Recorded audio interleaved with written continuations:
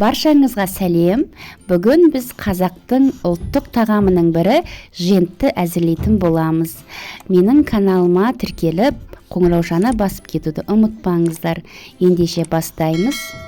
Бізге керекті заттар: талқан, бөлме температурасындағы жұмсақ сары май, сгущенка, яғни қоюлатылған сүт, бал және де қант керек болады. Талқанның үстіне қантымызды саламыз. Одан кейін жұмсақ сары май, бал, қоюлатылған сүт барлығын салып, жақсылап араластырып аламыз.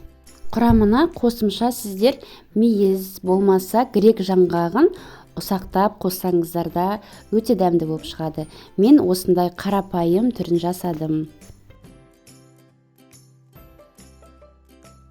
Женттің формасын әртүрлі қылып жасауға болады. Мен осындай пирогтың қалыбына салып, жайып, сосын ромбик ретінде жасайтын боламын. Сіздер қалауларыңызша домалақ етіп, болмаса құрт секілді етіп жасасаңыздар да болады.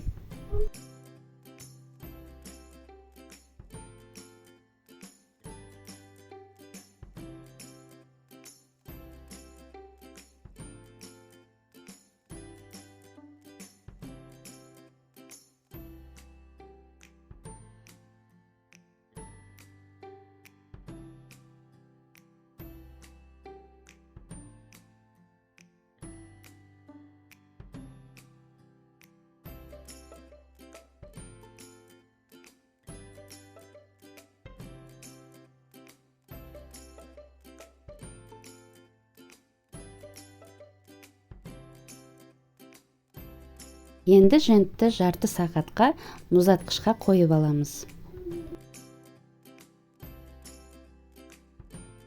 Жентіміз өте дәмді болып шықты. Сіздер де жасап көріңіздер. Назарларыңызға үлкен рахмет. Сіздермен бірге болған Айгерім.